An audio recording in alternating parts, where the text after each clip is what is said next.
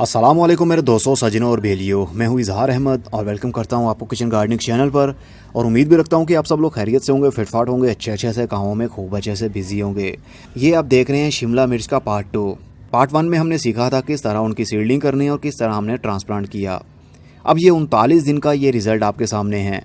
हमने शिमला मिर्च के 9 पौधे ट्रांसप्लांट किए थे गमलों के अंदर, जो कि अब अच्छे से ग्रोथ कर रहे हैं। 39 दिन बीत चुके हैं। अब इनको मैंने रख दिया है फुल धूप में, ताकि ये अपनी ग्रोथ को सूरज की धूप की वजह से अच्छे तरीके से बढ़ा पाए और इनको जल्दी ही फ्रूटिंग भी शुरू हो। सूरज की धूप बहुत ही ज़रूरी होती है, चाहे तो गर्मी की वेजिटेबल हो या फिर सर्दी की वेजिटेबल। अब इनके पत्तों के ऊपर मिलीबग ने भी अटैक कर दिया है। ये जो व्हाइट कलर का आपको दिख रहा है ये है मिलीबग, क्योंकि मेरे एक हाइबिस्कस के पौधे के ऊपर बहुत सारे मिलीबग ने अटैक कर दिया, जिनकी वजह से मेरे टमाटर की पनेरी के ऊपर भी काफ़ी अटैक हो चुका है। अब हमें ज़रूरत है नीम ऑयल का स्प्रे करने की। अगर नीम ऑयल का स्प्रे हम नहीं करेंगे टाइम पर तो पौधे काफ़ी स्ट्रेस में आ जाएंगे और वो सरवाइव नहीं कर पाएंगे।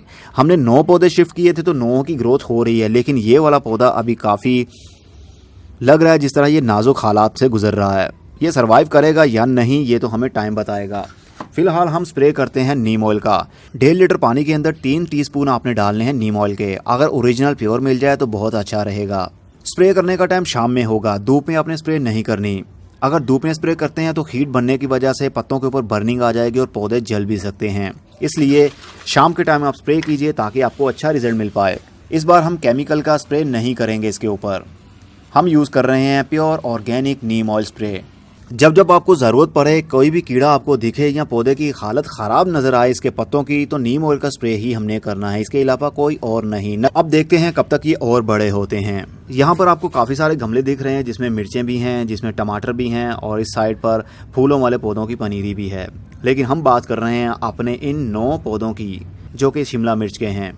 38 दिन बाद हमने 9 पौधों को शिफ्ट किया था, मतलब ट्रांसप्लांट किया था, और अब ये बड़े भी हो रहे हैं और अब इनको ज़रूरत है बड़ी जगह पर जाने की, ताकि वहाँ पर ये अपने पत्तों की ग्रोथ और ख़ुद की ग्रोथ अच्छे से बढ़ा पाएँ। इनको मैंने फुल धूप में रखा हुआ है, इसीलिए इनके पत्तों की ग्रोथ भी अच्छी है, पत्ते भी ग्रीन हैं और कोई बीमारी नहीं। नीम ऑयल का स्प्रे करने से मिलीबग मर गए थे। तो चलिए फिर इसको शिफ्ट करते हैं बड़े गमले में। इसके लिए मैं 7 इंच के गमले यूज़ कर रहा हूँ 2। मेरे पास बड़े गमले इस वक्त नहीं है, इसलिए यही यूज़ करूंगा और दोनों सेम गमलों का साइज़ हम यूज़ करेंगे ताकि हमें पता चल पाए कि किसकी ग्रोथ अच्छी है और किसकी कम। इसके अंदर जो मिट्टी यूज़ कर रहा हूँ वो पुरानी मिट्टी है, जिसके अंदर गाय का गोबर भी होगा, कंपोस्ट भी होगी, मिट्टी भी होगी। लेकिन आप 3 हिस्से मिट्टी और 1 हिस्सा गाय का गोबर मिक्स करके भी उसके अंदर पौधों को शिफ्ट कर सकते हैं। मैंने कोशिश की है दोनों पौधों की ग्रोथ एक जैसी ही लूँ, क्योंकि इसके ऊपर हम एक्सपेरिमेंट भी करेंगे। मतलब एक को मैं लेकर चलूंगा केमिकल के ऊपर और एक को लेकर चलूंगा ऑर्गेनिक पर। दोनों में देखेंगे क्या डिफरेंस रहता है, क्या फ़ायदा मिलता है और किसमें कमी मिलती है। ये देखिए रूटिंग भी इसकी अच्छे तरीके से शुरू हो चुकी है और अब इसको बड़े स्पेस में लगाएंगे तो अच्छे से ग्रोथ भी बढ़ेगी।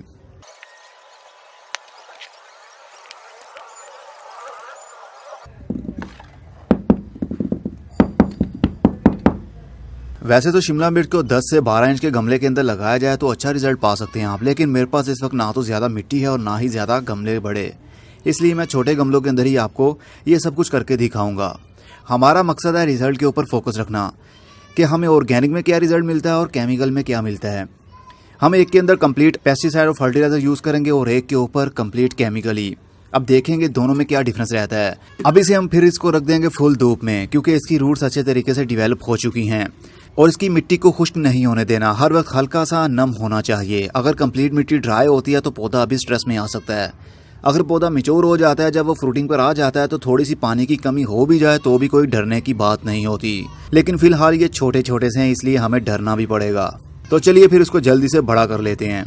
41 दिन बाद अब हमारे पौधे मैच्योर हो रहे हैं, मतलब इनकी ग्रोथ स्टेबल हो चुकी है। अब इनको ज़रूरत है फर्टिलाइज करने की, मतलब खाद देने की।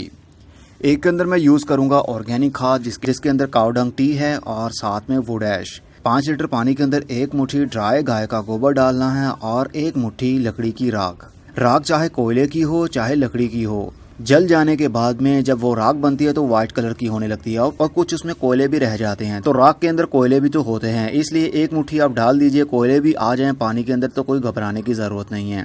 24 घंटे के लिए वो पानी पड़ा रहने दें और उसके बाद में हम यूज़ करेंगे 1 गिलास एक पौधे में, मतलब एक गमले के अंदर हम यूज़ करेंगे 1 गिलास कंपोस्ट टी।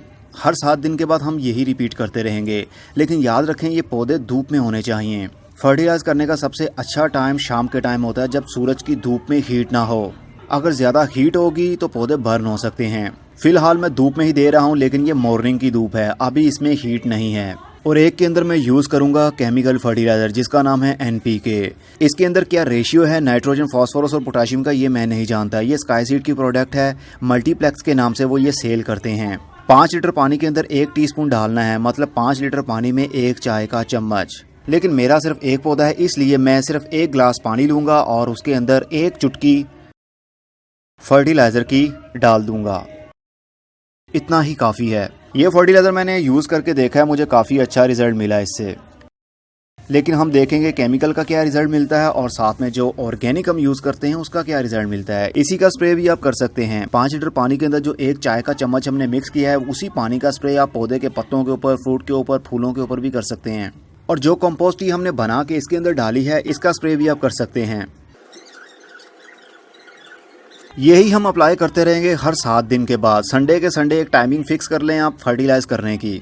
ये गमले इसके हिसाब से बहुत छोटे हैं, अभी मेरे पास गमले आ चुके हैं। अब मैं इनको शिफ्ट कर दूंगा बड़े गमलों के अंदर, ताकि इनकी ग्रोथ अच्छे तरीके से बढ़ पाए।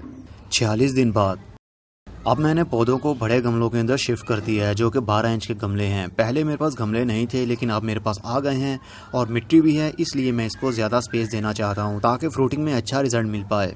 इनको फुल धूप में ही रखना है और पानी का मॉइस्चर बिल्कुल ख़त्म नहीं होने देना, मतलब मिट्टी को कंप्लीट ड्राई नहीं होने देना। अभी अभी मैंने इनको पानी दिया है।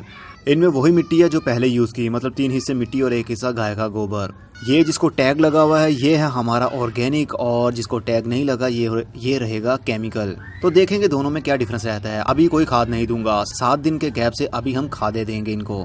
तो चलिए फटाफट से इनको बड़ा कर लेते हैं। 52 दिन बाद शिमला मिर्च के पौधे अब बड़े हो रहे हैं और इनको मैंने बड़े गमले के अंदर भी शिफ्ट कर दिया, जो कि करीब 12 इंच का पॉट है।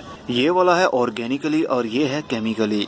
फिलहाल के लिए हमें दोनों में ज्यादा डिफरेंस तो नहीं दिख रहा होगा, लेकिन अभी पौधे छोटे हैं। ऑर्गेनिक पौधा और केमिकली पौधा तभी आपको अच्छे से पता चल पाएगा जब वो फ्रूटिंग करेगा। केमिकल ज्यादा बूस्ट करता है पौधे को, फ्रूट का साइज इंक्रीज करता है, लेकिन ऑर्गेनिक इतना खास नहीं करता है। लेकिन फिलहाल तो जो ऑर्गेनिक है उसके पत्ते ज्यादा ग्रीन। इसके अंदर मैं हर 5 से 7 दिन के बाद ऑर्गेनिक कंपोस्ट, मतलब गाय के गोबर की कंपोस्ट ही यूज कर रहा हूँ, और थोड़ी सी वुड ऐश भी डाल देता हूँ जिस तरह पहले हमने यूज की थी। और कुछ उसके अंदर कोयले भी आ जाते हैं, तो वो भी एज इट इज इसी तरह पड़े रहते हैं यहाँ पर। ये कोयले एंटी फंगल भी होते हैं और बैड गैसेस को भी खत्म करते हैं और कार्बन का भी सोर्स हैं, इसलिए थोड़े बहुत ये भी आ जाएं तो प्रॉब्लम नहीं होती। और इसके अंदर कंप्लीट वही है, मतलब केमिकल लेकर चल रहे हैं। मिट्टी वही है, 3 हिस्से मिट्टी और 1 हिस्सा गाय का गोबर। फर्दर और कोई भी इसके अंदर मैंने ऑर्गेनिक खाद यूज नहीं की और ना ही करूँगा। तो ये देखिए ऑर्गेनिक का रिजल्ट।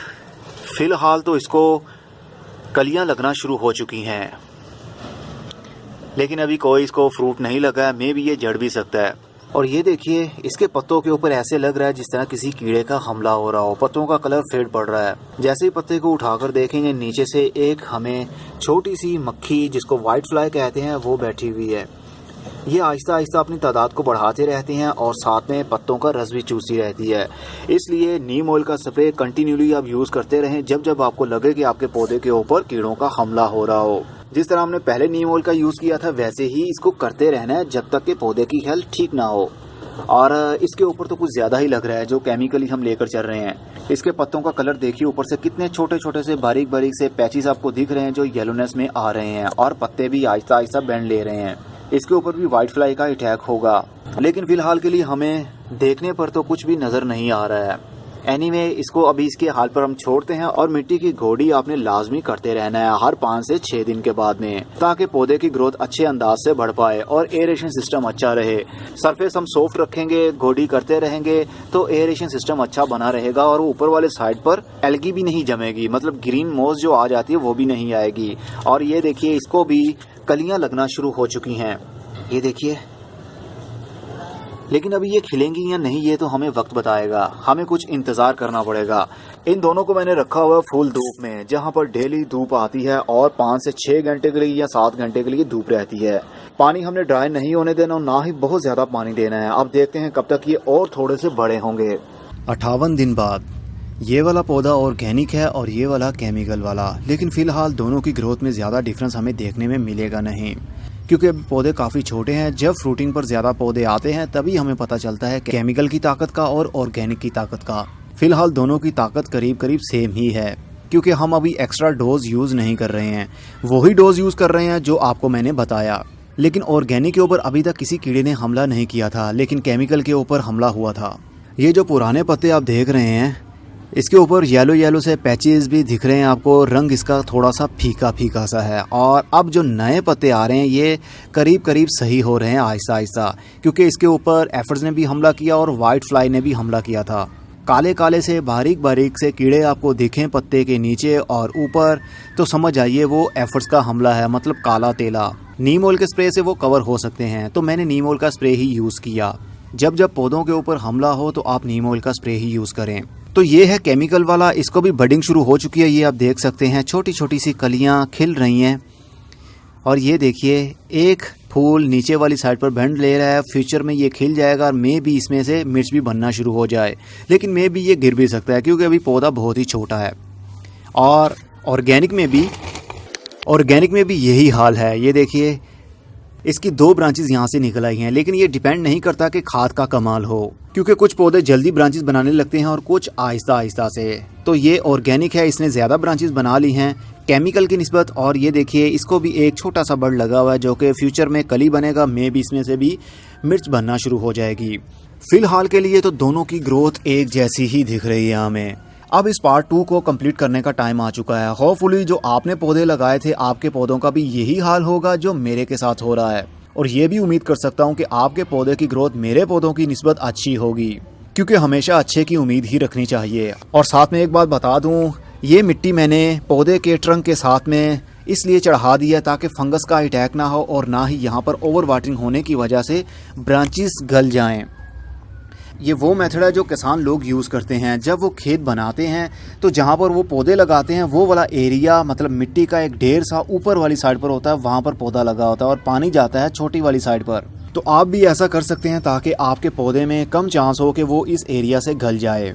और मिट्टी चढ़ाने से फ़ायदा ये होगा, यहाँ से फ्यूचर में और भी ब्रांचेस निकलेंगी, साइड ब्रांचेस निकल सकती हैं, लेकिन हम जो नीचे वाली साइड से ब्रांचेस निकलेंगी उसको ग्रोथ करने ही नहीं देंगे। हम चाहते हैं सूरज की धूप मिट्टी के ऊपर भी पड़ती रहे और साथ में इस एरिया पर मॉइस्चर बना ना रहे, मतलब गीली ना रहे। अगर यहाँ से पत्तों की ग्रोथ होगी तो ये शेडी एरिया बन जाएगा, सूरज की धूप यहाँ तक नहीं आ पाएगी और पानी जल्दी खुश्क नहीं हो पाएगा। लेकिन हम चाहते हैं कि यहाँ पर खुश्की बनी रहे, गीला रहे, तो ये वाला एरिया मिट्टी हर वक्त हल्की सी नम रहनी चाहिए। लेकिन इसके साथ मैंने केमिकल के साथ ऐसा कुछ नहीं किया है, ये वैसे ही ग्रोथ कर रहा है और ये एरिया भी बिल्कुल फ्लैट है। इसके ऊपर मैंने मिट्टी नहीं चढ़ाई है, सिर्फ इसलिए मैंने इसके ऊपर मिट्टी चढ़ा दी क्योंकि फार्मर लोग भी ऐसा करते हैं। अब मैं चलता हूँ, अब पार्ट 3 में मिलेंगे जब इसको फ्रूटिंग हो रही होगी और हम शिमला मिर्च उतार रहे होंगे। नवंबर की आज 10 तारीख हो चुकी है। अब मैं चलता हूँ, खुदा हाफिज़, goodbye, see you and tata, और अपना बहुत सा ख्याल रखिएगा।